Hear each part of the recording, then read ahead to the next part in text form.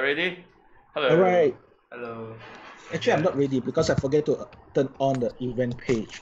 Yeah. Okay, so good evening Yeah. to everyone again. Yeah, we have. You screwed up just now Yeah, with we have our a special stream. guest and we have a physical audience today. Oh yeah, we had a lot of things happening today. Yeah. In fact, let's start one by one. All right. So today it's not just to us. Tristan will join us later. So this is DevKami episode 8, and as usual, we had Chilang with us for now. Yeah. Tristan comes later, and who is our guest there? Yeah, it's Dylan. Hello, Dylan. everyone. Yeah.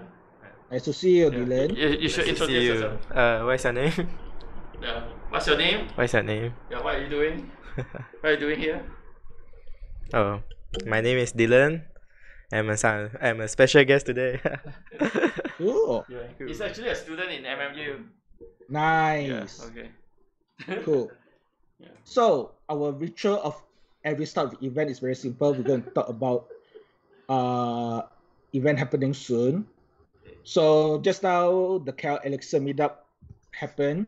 Yeah. So whoever that didn't join, too bad. Yeah. Then this weekend is actually very happening. So we had Law Tech Hackathon. Yep. Happening in Sunway Velocity at No, Law Tech Hackathon is at UA Business Park. Oh, actually I changed place to UA Business Park. Yeah. Then we have Space App Hackathon, which I forget to add. I'm not sure whether you can still register for it. So Space App Challenge is the international challenge, which we have the Malaysian contingent. I try to find the event. Space App Challenge KL.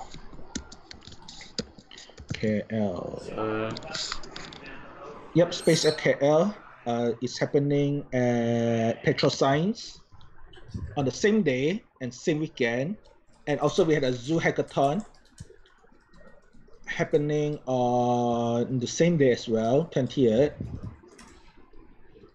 And that one is in, I lost it, I'm so sorry. Hey Tristan. I have a zoo joke. Okay, so did you get a new webcam because you look so clear today? No, I'm using my iPad today. Oh, okay. Or your internet connection is very maybe Unify finally upgraded my Yay. iPad. Yeah, it definitely makes sense. Okay, so the next event is actually I have a zoo joke while you're at the zoo. Yeah, what? Bring it on, man. I have a zoo joke. So there's this zoo, and it has only one animal, and it's a dog, and it's a Shih Tzu. Oh, come on. No, you say it wrongly. So there's this guy open a zoo that contains one animal. So we go to that zoo and see it. So today's swimming about how to correct your joke. Yes. Okay. So Yeah, event. So we already talked about 3 events. The last one is actually the Zoo Hackathon happening at Collab. Collab at Starling Mall. Also happened on the same. Actually, it's happened on the same weekend, 20th and 21st. Then after that, next week, 25th, is RubyConf. Mm-hmm. We will do an interview on that day. Are you going to attend swimming? No, I can't. Day job. I'm doing the interviews. Yes. So I would love to You're help. there, right? Huh? No, you're not. No, Are you there? I'm not going there. Oh, okay. Yeah, I have deadlines. Okay. So I had deadline as well. Yeah. So that's the 4 main event that's happening. I wish to join the hackathon, but I overbooked myself because there's actually another NGO event, non-tech related. So we're barely tech related, but I won't share here because it's invitation only. Okay. So that's the 4 events. That's the 4 events happening over the weekend. And next week. Yeah. So anything else you want to add before we move on? Not there. No. Oh, also, I think on September, I set when I created the September Golang meetup. I think I set it accidentally to auto create the event every month. So this month, if you receive if you're in the Golang meetup group and you receive invitation for the meetup next week, it's actually false, so I cancel it. So if you're gonna have it, you're gonna have it anyway. It is going to be on the 30th, not the 23rd. Okay. So in case anybody show up at our office next week. All right. Suddenly you have guests. Yeah. Oh, Swimming, are we showing what we bought? Oh yeah. Today? I already showed Why? some. Why did you guys buy stuff without telling me? Like I'm the only one that feel like left out. we were talking about this in DevKami number 6 and 7, I think. Yeah, we talk. The DevKami that you were not there. Oh no, I missed out a lot. I have the pie from Element 14 and the official case. It looks very nice. Yep. So I just said And these the two things Maker just now. Uno. Yeah? Oh, what is that? So one step at a time. That thing is actually very cool. Yes. I don't. Okay, so here's the thing. Let's start one at a time again. So which one I want to show first? I'm confused. No, go ahead, Swimming. Okay, so this is actually called the Pixie camera. It's actually based on research from Carnegie Mellon University used for robotics application. On microcontroller devices, the problem is they do not understand camera. You throw a camera, they do not know how to read it, right? Even simple thing as what is the color of that thing, right? So what this thing does is they implemented a object detection algorithm from image and implement it on a microcontroller. Oh, okay, cool. So this is the Pixie camera that implement those algorithms. They implement 3 that I know of. I had the older version that had 2 features, but let's start with this. This one had 3, maybe 4 features. One is they can do color detection. So if you've got a very nice color, let's say I can look at the screen. I can't do demo now because the environment, I didn't set up the environment on this computer. I set up on the other computer. Oh. So what happened is you got something in this color, let's say blue color, that's very unique. They can able to detect it very well. Actually, I posted on my Instagram. I share later in the link. So what happened? Put it on the show notes. Yeah, correct. If I can. Swimming's Instagram. Yeah. So what happened is it will detect this as an object, right? So it's so this is their first feature, color detection. Then the other feature that is a little old is what they call color code. I actually saw a video, watched a video about like the Pixie Cam doing a tracking of the ping pong balls. Like correct. So the pen and tilt allow them to move, and it's actually very fast if you're detecting a color object. So traditionally, it's a little slow because you use this, but they implement algorithm fast enough to be directly on the hardware. So the second feature they had a thing called color code. You put 2 different color, then it will detect it to do something. Then you add your own label to a color. So people use that for robotic soccer application.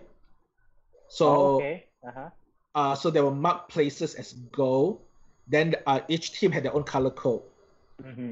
So that's another one. Then the 2 new features they have is they got a simple barcode that can recognize 16 color, all on this microcontroller, and finally they had line detection. Traditional robotic detection is they use infrared on the ground. So this one they actually you can actually use OpenCV to do that, but try to do that on a microcontroller. That's very impressive. Yeah, exactly. Yeah. So what happened is this camera look at the line that would know what to do with the line. So it encodes basically like contrast detection and the different spectrum of light. No. It's called continuous area detection.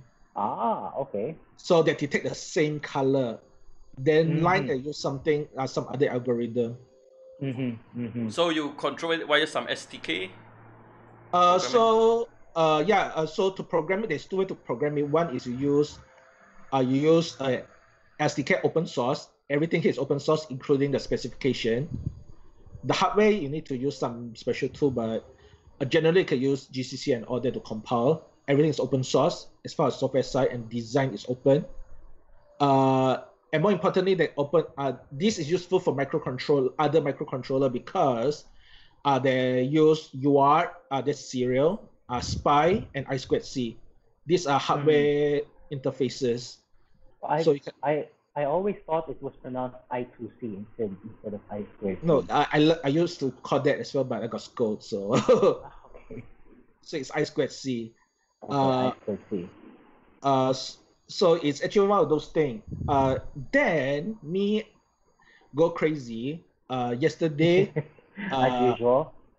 Yesterday, there's a Kickstarter called the Open MV Cam H7.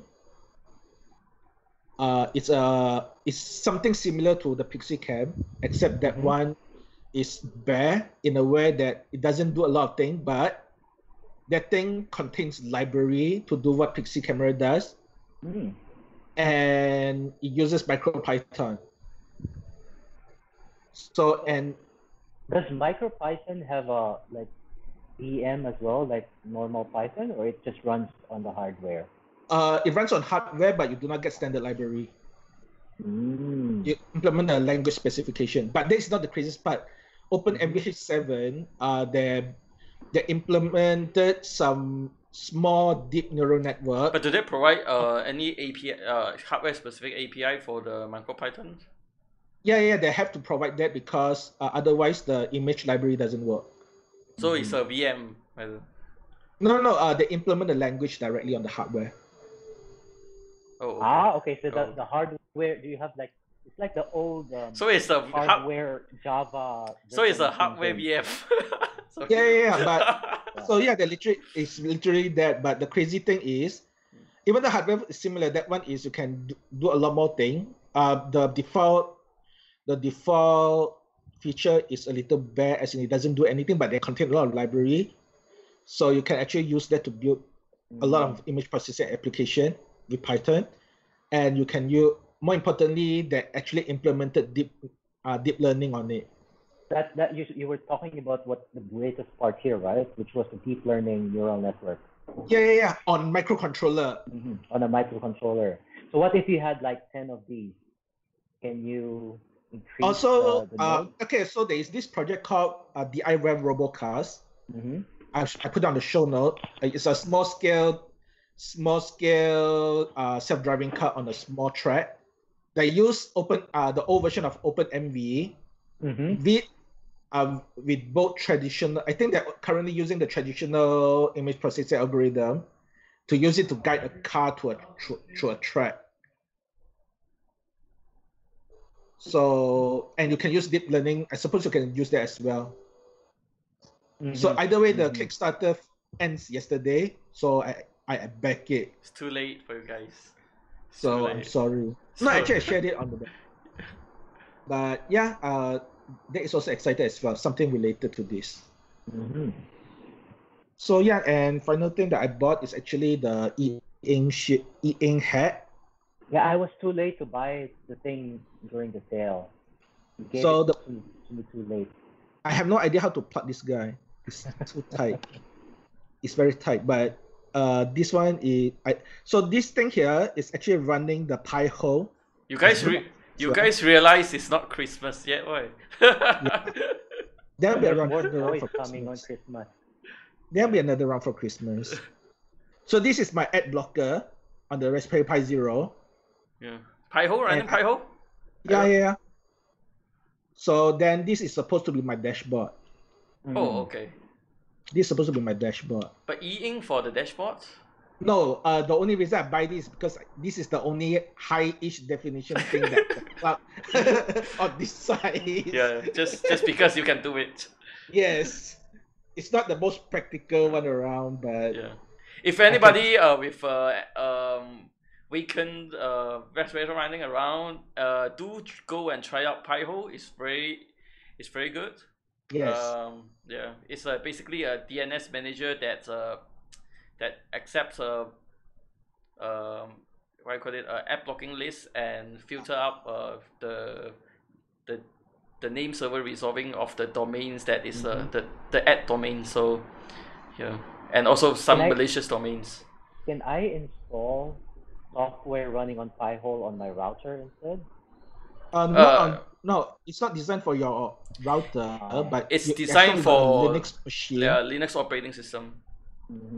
If it's So in theory possible. Yeah. That means I have to set my DNS resolver to this Pi. Yeah. Right? The easy way to do it is there's actually a mode called DSCP. So if you let Pi-hole be the DSCP server, then you actually inject the DNS server, default DNS server into everybody in your household who's within the network. Unless they change their DNS resolver to Google, for example. Unless. Correct. That's the easiest setup actually. I suppose somebody might have an open WRT version of it. I do not know that yet because not sure about it. But it's mostly Linux. As long as you had Linux, it works. Yep. So this is what I use it for, but I unplug it because I need to set up the dashboard for it. No, I'm crazy. So that's my toys. Swimming is unprotected. Go and hack him while his Pi-hole is. So either way, this camera here, I'm going to plug it to a robot soon. Soon. I had a robot at home. What will it do? It's like a dog without food and doesn't poop. It's our future overlord, created by Swimming. The father of the father of our overlord. So the only thing it does is play fetch, and that's about it. Yeah. When history is written 100 years from now, they will all point at Swimming, the creator of the first, the overlord. The overlord, They can trace the lineage of intelligent machines to this one that you created. So that's all my toys. What? My toys before kids. That's about it? That's it? No. That's it? Really? Okay. So are we going to talk about toys today, actually? I guess so. Well, I have toys too, because I think I talked about my toys before. So it's your guys' show today. So this arrived as well. I think this arrived before yours. Correct. I don't know why, but I guess mine is like more available. Yours is it's more exotic, I would say. Yes. So this is the Pi D 3B Plus or Pi 3 B Plus. Released in March. So it's a lot more upgraded. I have the original Pi. Actually, I'll get it later from the box. It's very, very different. That was 32-bit. There's a very little amount of memory. And then it's in just, I think, 3 years. Was it 3 years since the Pi was released? Yeah. Revision A. It's really changed. Now, this one has Bluetooth built in. Like, it's really amazing. And so I wanted. And the processor is so much more powerful. Yeah, so much more powerful. This one is 64-bit, so it's like a small, like iPad Pro, I guess, running on this small form factor, and then you can plug it in. And yeah, I got it to find out what has changed and see. I don't really know what I'm going to be doing with this right now. Maybe put in some run a Pi-hole. We'll see. But it looks cool. No, so here's the thing about the Pi-hole. I don't really like a slow DHCP server, so I don't really know the processing speed right now. But like handling and assigning IPs, because I have a lot of devices at home, I don't want attention on a thing. Yeah. So I would trust a router built specifically to handle connections. So I wouldn't want that. If I'm doing an upload or a download, I don't want the thing like suddenly disconnecting because my laptop decided to wake up to do an update, for example. It makes sense. Yeah. In this case, it makes sense. Yeah, the Raspberry Pi. I'll play with it like maybe this weekend. This is the Maker Uno that we were talking about. Yep. So this is just an Arduino, but you'll see here there are LEDs. There are LEDs to the side. So you don't have to plug an LED when a signal comes in. The LED It's like already. It's like unit test on the hardware. Is there any? Yeah. Does it have any relation with Arduino Uno because of the name? It is an Arduino Uno. So this is an Atmel. I forgot the name, but it's the same. So it's an enhanced edition. So this is an Arduino for education. So if you go to their site, they will have like testimonials there saying that the biggest problem with teaching students Arduino is that you have a breadboard, then you have all of those wires coming in and those LEDs, but you have no idea whether it's your wiring or because of your program. Yeah. So because the LEDs are here, and it lights up whenever a signal comes in, then you know whether your program is actually sending the signal or not. Because if it's not sending the signal, then your program is probably the bad thing. But if it's sending the correct signal and you see it on the LED, then you find out if it's the wiring. So it's like it's like unit test for hardware. Okay. Yeah, correct. Yeah, we heard you just now. Yeah, and it also has a built-in speaker.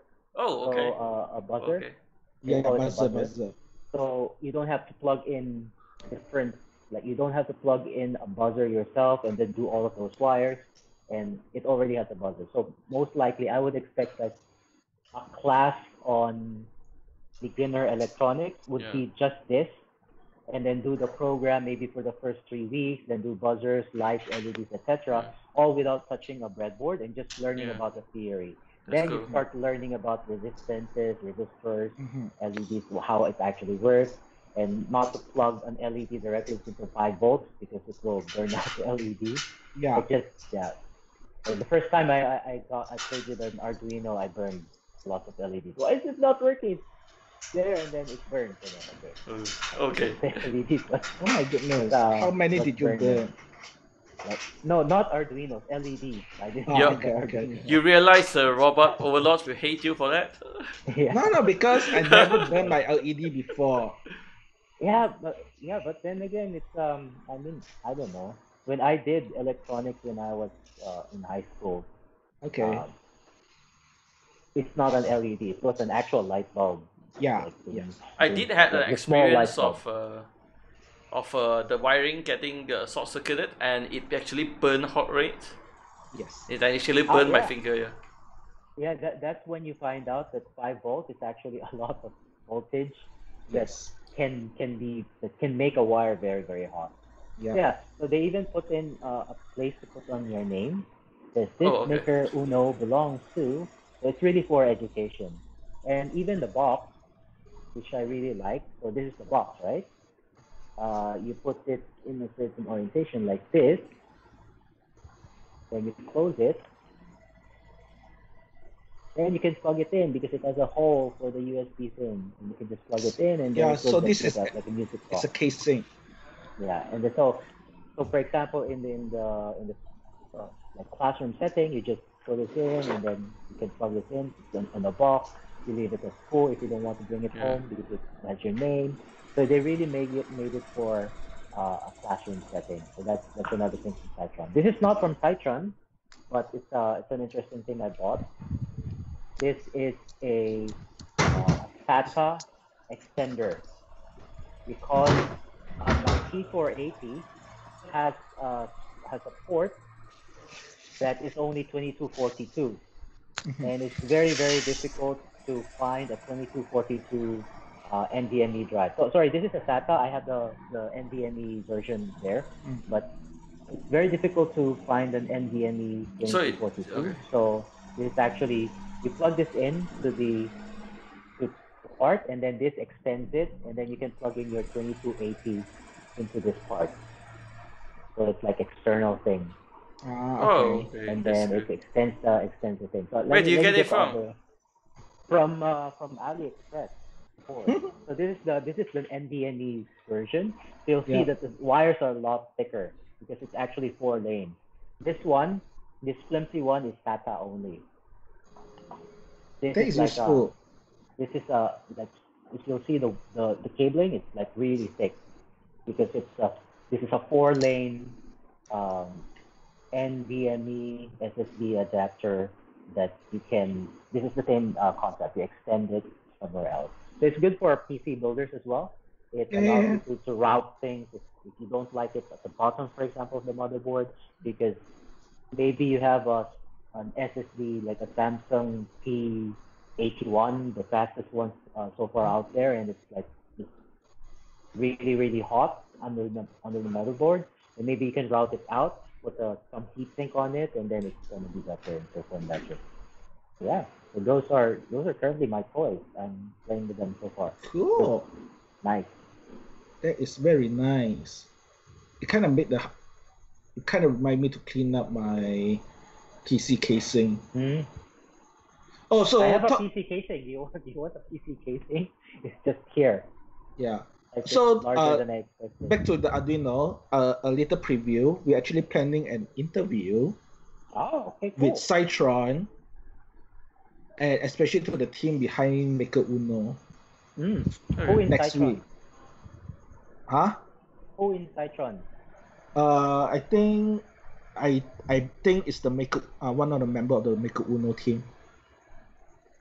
So Maker Uno is actually a local product? Yeah. It's a Malaysian product, and they actually so a few things you need to know. Is Penang part of Malaysia? Yeah. No, we didn't set up immigration checkpoint yet. Last I checked, it is still. So, especially they are not ministers, so that's another story. Yeah. Okay. So, there's a cool story with Maker Uno. They actually put it on Kickstarter.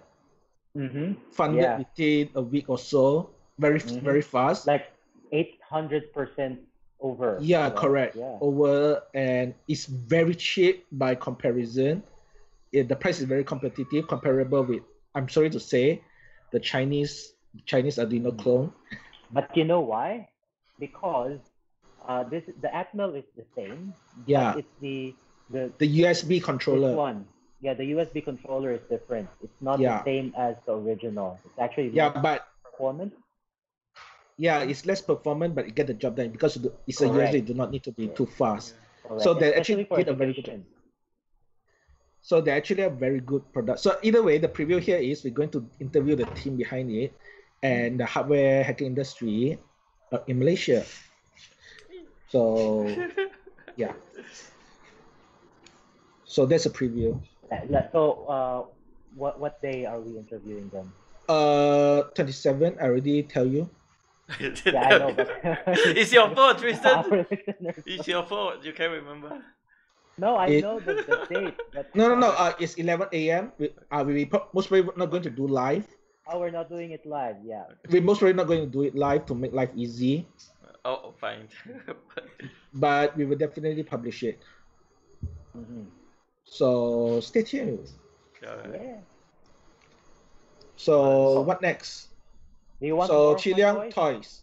Yeah, I have no toys to share. Come on, it's. Oh. I talked about it like 2 weeks ago. Yeah. Yeah. Okay. Yeah. So what? Yeah, nothing much. You want me to show you want the? toys?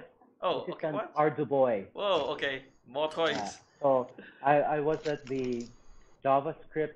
Oh, you have one too. Well, I bought it a few years back. I have a Chewbacca. I wonder if you. No. I wrote some. Charge for me, yeah. I wrote some code, but I removed it. Actually, I do some code for it. I'm learning it. Yeah. So yes. So this is actually an Arduino inside. It's an Arduino Leonardo, and it's just basically it's the same, almost the same as the Maker Uno. They're all Arduinos. It's different instruction sets, but it's mostly the same. You can use. No. It's Arduino. Actually the same thing. It's the same, exactly the same. What? The SDK, everything is the same, but the only difference is they do not output. It doesn't expose the pins. Yeah, well, it's because it's already soldered into the. Correct. I was just asking the difference between the Leonardo and the Uno. Mostly compatible. You can think of it like AMD with Intel. Yeah. Or even a better example is like the Xeon versus the Pentium, for example. So mostly the same, but you got some special instruction and also special hardware capability. Yeah. So this is that's again the Atmel processor. Yeah. The brains of the Arduino, but you'll see that the pins are already pre-soldered. Yeah. It's already like each of these buttons are pre-soldered to a particular pin, and if you just want an Arduino to program with, you don't have to use the LCD, you don't have to use the pin, you just have it pre-soldered. Yeah. But this particular version, the ArduBoy, we already made it so that you can actually play games on it. There are like lots of games on arduboy.com. It's good. So if you want to do your own using just a Leonardo or maybe even the Micro Uno, they have schematics as well. Yeah. Like how to put your jumper wires to particular pins, and then you can hook it up to a big arcade machine, for example. And then you have your big buttons for this. So yeah, I got this during the JavaScript conference last year. Yeah. We made when we meet in, remember when we meet in Korean restaurant? Oh, what you're you're talking about the ArduBoy, right? Yeah. The ArduBoy tape. Correct. We met with the creator engineers mind. We had a market session with him. So I got introduced to this because of that talk. I attended it. The guy was very nice. I don't know though if it's if writing games in JavaScript is for the ArduBoy is a good idea, but I mean it works. Actually, it's very smart. ArduBoy is actually a compiler to compile to ArduBoy. Yeah, well, because that time it wasn't very stable. Like not all functions are able to be compiled. So at that point, it wasn't a perfect thing. It's just easier to just use your own, like use the ArduBoy IDE, learn some C, and then how do you call it? Optimize your game as much as possible. Because it's a transpiler and then compiled. Basically, it transpiles JavaScript into C, and then it compiles the C code into Arduino, so it's not as efficient as handcrafted. But it's not like your ArduBoy can run JavaScript, so that's that. No, yeah. I managed to plug this guy. I managed to plug this guy. Sorry, I've been trying very hard to plug it in. Now you got it in.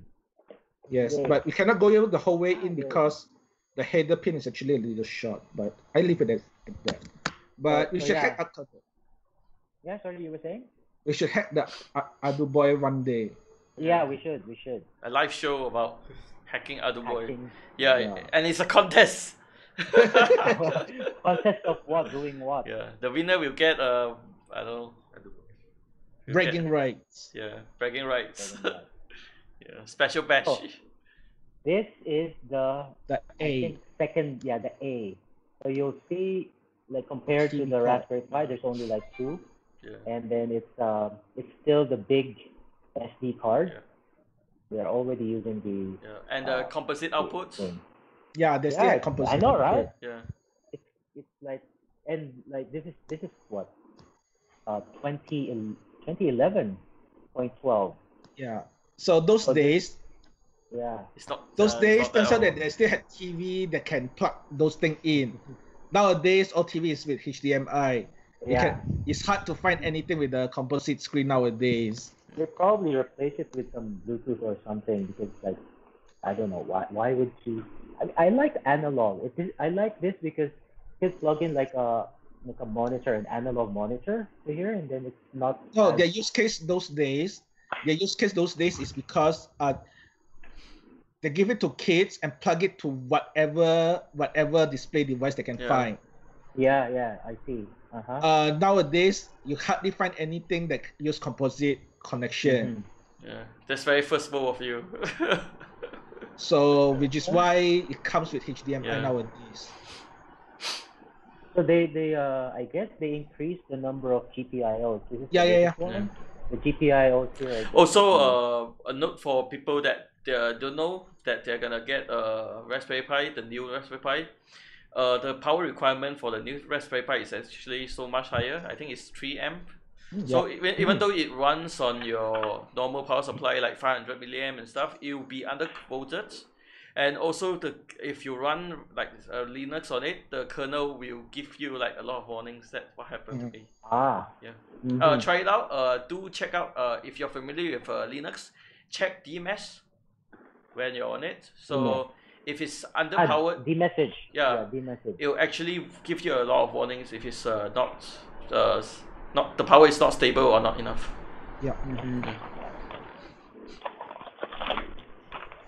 So Raspberry Pi is really crazy.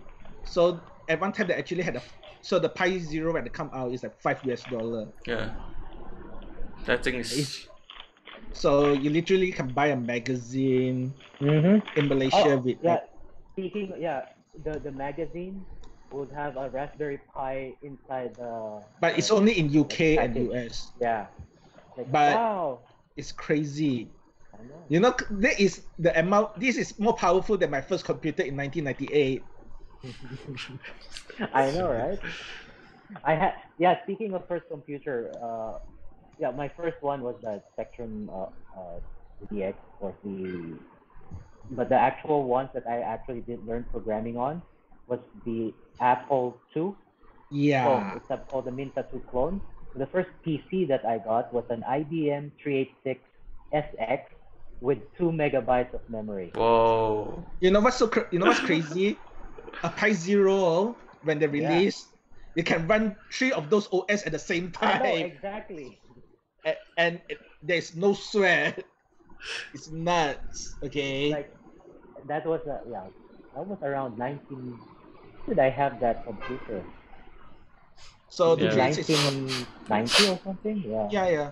The 386 is around 94, 90. Yeah, you guys are so old, man.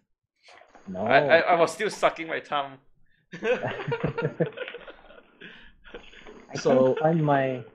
Where is that? I wanted to show something. I can't find it.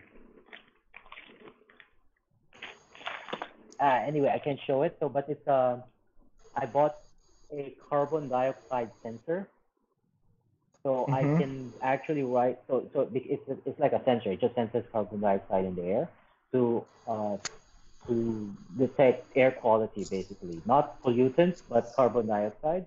Because if you have too much carbon dioxide, like let's say in an office, right, and it's too enclosed, you don't have fresh air coming in. Carbon dioxide increases, and your productivity actually suffers. You buy a device or you buy the sensor? No, I sensor buy component. the sensor. I can't find it. Okay. I used to have the other one that is like the unburned hydrocarbon. They got series. I hope I can find the old code. Okay. I did that once.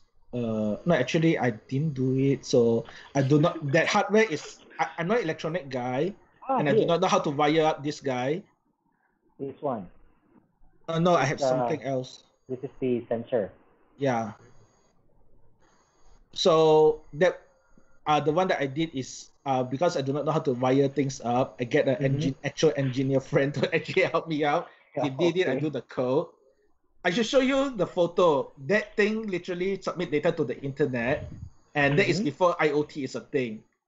So it's on an Arduino. I plug in an Ethernet. Was that shield. the hackerspace era? Yeah, hackerspace era. So what happened is there's no Wi-Fi shield, or rather it's too expensive.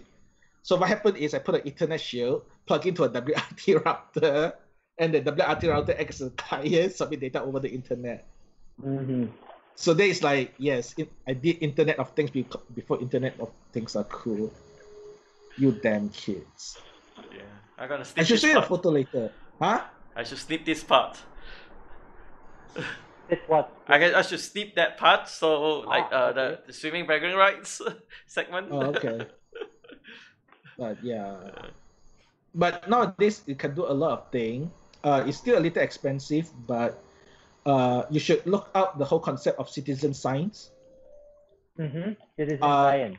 Citizens movement had a lot of using sensors, microcontroller devices, and it can be Pi, but occasionally Arduino, and they use it to actually measure the environment. the Fukushima team, in Fukushima, there's a group of citizen scientists. What they do is they use microcontroller and they bought some what's the name of the thing called?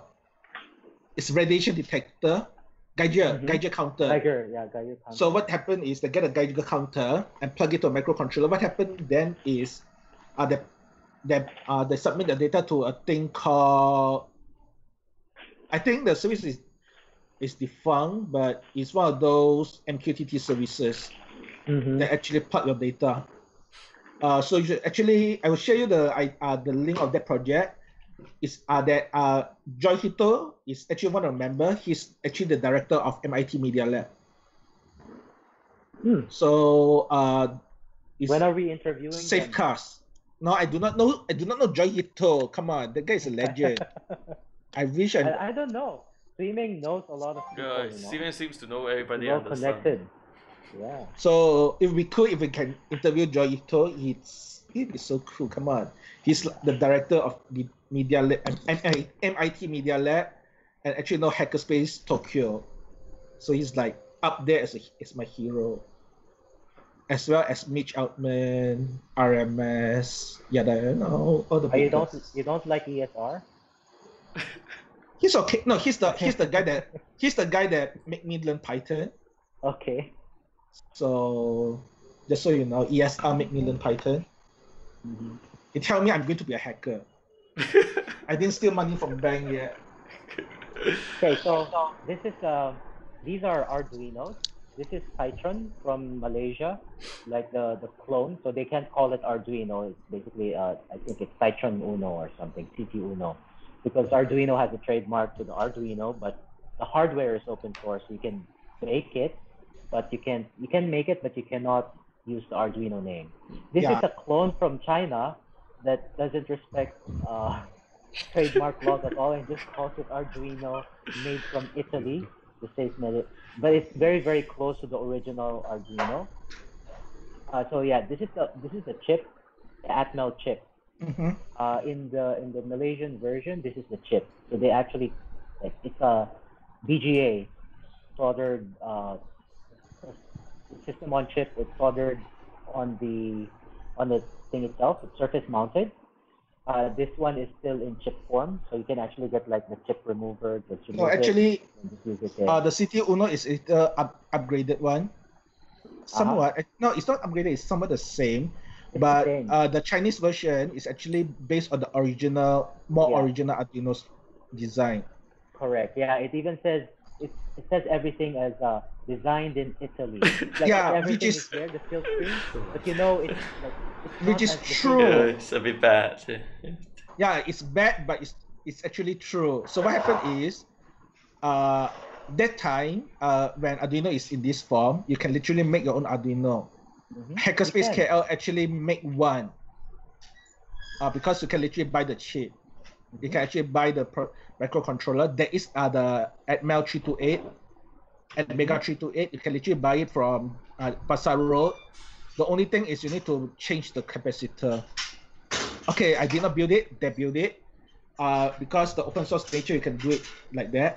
It's harder nowadays simply because you can't match the cost, and it's hard to do surface mounted soldering. Yeah. So CT Uno, they do it on machine. They use machine to actually. They have their own pick and place. They have their own pick and place machine for that. That's cool. Yeah. So you'll see, for example, here, the only ones that are actually soldered that go through the whole thing is this one and of course the power. Yeah. But here you'll see that there's a lot of things that go through because it's not surface mounted. So the Atmel is not surface mounted. Yeah. You'll see here it's not even straight because it's not original. Chances is that might get people to. It might be done by actual human. That's the thing. Could be, yeah. I don't know. So it's not. You'll know that it wasn't like the actual thing, but it's very, very close to the actual thing. Yeah, you'll see here as well that the original device is a USB Type B, like you know the printer ports. Like this is your power source and how you would program the thing. Whereas this CT Uno will have like the micro USB type B. Yep. So this is like USB type B, the big one. Yes. So And it's also very differences. Yeah. So the USB controller out there. Then if you use the Arduino Leonardo, the microcontroller had built-in USB. So yeah. So the difference that, speaking of that as well, the difference is that so the USB controller. So yeah. The reason why this is more expensive than this is because this is a proper USB interface where it can emulate keyboard human interface devices. Yeah. Aside from communicating with the Atmel chip, so that's why it has more capabilities basically. So you can plug this in and it becomes like a keyboard if it wants to. Yeah, you can make really just about talking to the Atmel. Yep. So there's a serial that's a HID emulator. Yeah. We are such a nice. This is toys topic now. Yes. We're supposed to talk about programming language. I know. Yeah, it's technically programming language. I guess so. Yeah. Well, that's something I think that people should, like, especially software engineers should realize is that these things, like electronics, the reason why they're called hardware and then the reason why program is called software, because they're actually the same. Yeah. The basics are the same, ones and zeros, whether a gate is closed or open and there's logic gates. It just so happens the software doesn't have a tangible part to it, and so that it's very easy to change. Whereas in hardware, because things are soldered together and you have a PCB and they're wired together, it's more difficult to change. This is changing things though, like this and breadboards and those things, because now it's easy to just throw away like code or hardware code and just rebuild your own program in hardware. But the basics are like everything started from electronic, and it's good to go back to our roots, find out what is it that why do we have to study all of these gates, XOR gates, NAND gates, what is a high pass, low pass filter, all of these things, because I feel that having those foundations makes you appreciate more why certain things are decided in a particular also programming under limited resources helps. Yeah. So that's what's another thing as well. So, and on top of that, I recommend this book. It's called, oh my goodness, let me find the book. It's one of those weird programming book. It actually describes how little endian and big endian code work. Actually, do you know why little endian is little endian? Like, why did Intel decide little endian when everything else at that time was big endian? Yeah. Tell me. It doesn't say. I don't know. I don't remember. I never read about it. Let me find. It's a programming book. Like, okay, why did they have to shift because you know what endian is, right? Yeah, it's the significant numbers, the order of the significant number. Yep. Yeah, because in binary, an integer can be represented into like four bytes, I think. Yeah, 4 bytes. And then if it's a 32-bit integer, it's 4 bytes. And then little endian basically switches it, or was it big endian? I forgot. Okay, but one so of them switches it like that. Right. Okay, so the book I'm talking about is called Write Great Code, Volume 1. Understanding the Machine. I will share it. Write Great Code. Volume 1, Understanding the Machine. It's published on No Starch Press. Unfortunately, the way he wrote the book is very, I try to put it this way, arcane, to put it this way. But this book had the best low-level explanation of how things work. So how does machine represent negative number? How does machine represent... that's actually interesting. Like negative number representation, like why is it negative numbers are like 1 greater than the positive integer, correct, for example? Like why is that? So this book explains a lot of those very low level things. Unfortunately, it's too deep. It's very deep. So you might just want to learn the part that you want to learn, but unfortunately, the way he organized it, you might have to go through the whole thing. I think my tips for beginner is start writing software first. Then at least when you have a certain feel and stuff, like what sort of you realize that what kind of things you are lacking. So Yes. afterwards, when you go back to learn all these fundamentals, you be more appreciative of all this. Correct. So you see, the thing is, you jump too fast into. It used to be it's important, maybe in the 60s, 70s, not anymore. Yeah. Believe it or not, not We anymore. have the luxury of a lot of memories, and the CPU is very fast.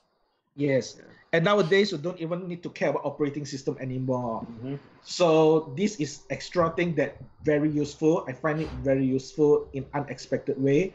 But for beginner, do not jump into this first. It only make you more confusing. Yeah. Unless you want to play, Surgeon IO, that's your thing. I have one of those too, the one that you're playing with, like yes. iPod. But this, if you want to go deeper, Arduino is a very good way to go through things. Writing great code is a very good way to go through things. Occasionally, I have the luxury to work in a system environment where low-level knowledge is useful, but those are extra. You will learn it as you go. So that's my advice to beginner. Still, it's a good experience. It's a very good experience. So I think I'm done on that. Yeah, I need a bigger box. It doesn't fit anymore.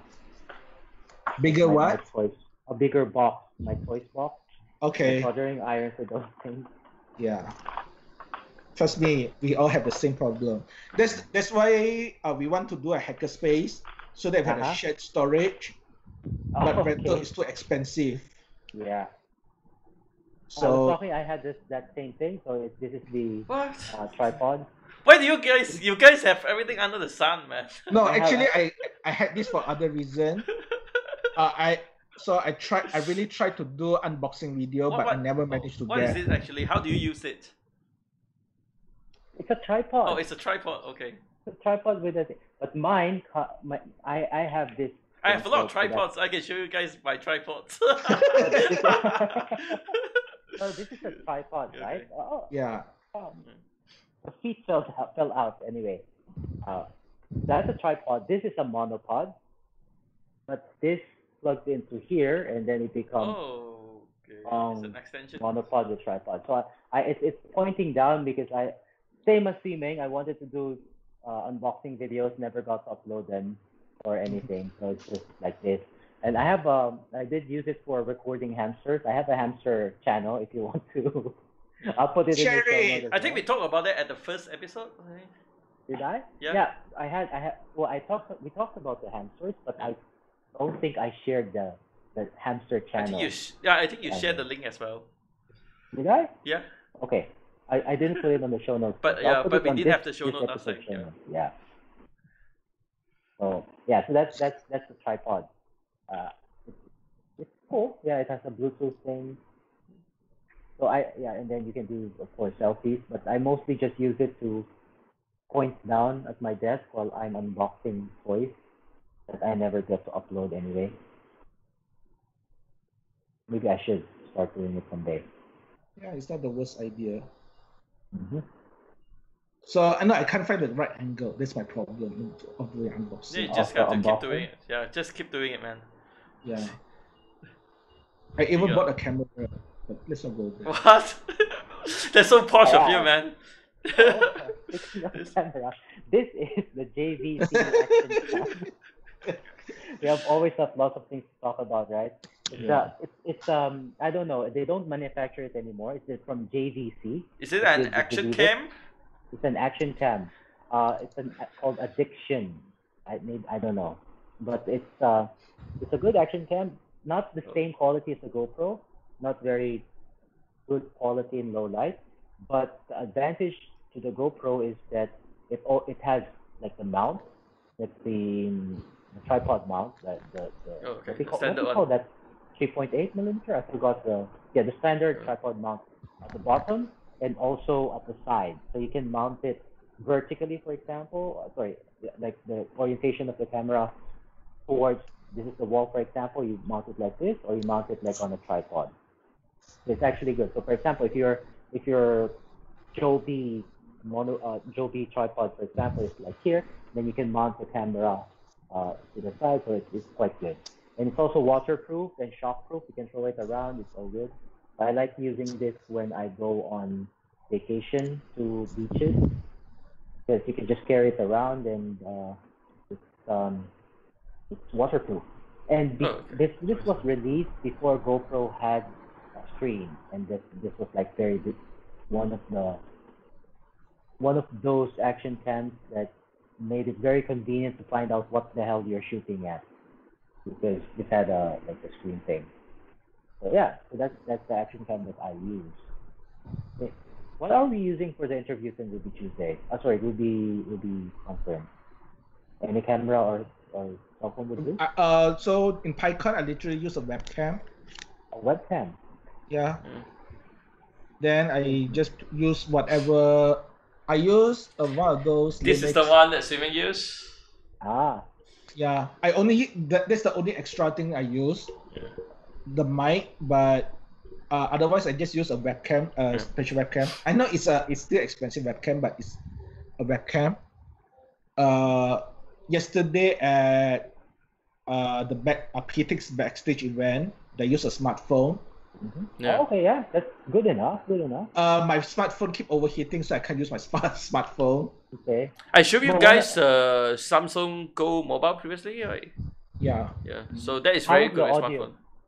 How was the audio for the cell phone? No, it's good enough. Good enough. Mm-hmm. So even in Taiwan, they actually use smartphone. But what happened is they do the external mic. Yeah. They had an external mic. Yeah. So I might be using this for the recording on the audio. It's a good. Yeah. Good audio reception. Yeah. So then what people do is they join it up with something. I know OBS can do it, but you can. No, you can easily do a post processing. Even if you record on a smartphone, remember the one of the interview that Swimming did with at our office. So that video is actually post processed. So a lot of the noise and stuff, the audio is actually enhanced at the post processing level. Mm-hmm. So if you're willing to spend a bit time, it's actually pretty fixable. Yeah. So yeah, speaking of that interview, I think we should start on the interview. We should record the voice separately. Okay, so if you're not configured, we should also. Okay, so I know this is internal already, but for audience should submit the question you want to know about developer. Yes, yeah. We will compile a list of common question, for the interview. Internally, we have to do that as well because apparently people ask different questions differently. Yeah. Which is good and bad thing. I think we should ask on the Facebook as well. Yeah, mm-hmm. We should. Yeah. We should start collecting as well. We should start collecting common question, and also specifically what you want to know about RubyConf. Yeah. You will speaker, right? You were interviewing the speaker, right? Am I interviewing the speaker? Maybe. So we should compile some questions from the audience then. Yeah, but yeah, if you were let me confirm with Sevan if we're okay with interviewing the speakers, because some of them might not be comfortable with that kind of setup. But we will be interviewing some of the participants. That's already confirmed with Sevan. So okay. That's really the thing. If you were going to be asking participants a question on RubyConf, what would you like to know, basically? Yeah. That'll be helpful as well. Cool. With that said, it's almost 11:15. We'll go very long now. Yeah. So we have a preview of our show next week. RubyConf. We're not doing a show at night, right? Yeah. Thursday. Yeah. Why not? Why not? Okay. Just do it, man. All right. In fact, you can actually. Yeah. We should do next week. We should talk about RubyConf special then. Yeah, so it can be a RubyCon special. Yeah, I can probably talk can. about what happened during the Yeah, day. you can probably bring a few guests on the chat as well. Yeah. You. Could be, yeah. If they're willing, like if they don't have anything to do, right? Like your guest over there who's not speaking at all. Yeah. Oh, So yeah, okay. So with that said, I he's still not think. speaking. Okay. So with that Still said, to I observe. think we should close for now. Then otherwise we're going to talk until tomorrow Saturday. We're over time because Swimming has too many toys. Yeah. And he still hasn't shown all of them. Yeah. So, We need to do a physical meetup at Swimming Place someday. Gonna document his toys and stuff so that just go through all of the drawers and find out what's inside here. Yeah. Yeah. Yeah. And then he's and see. Yeah. So bye folks. Bye. Let me stop it. So yeah.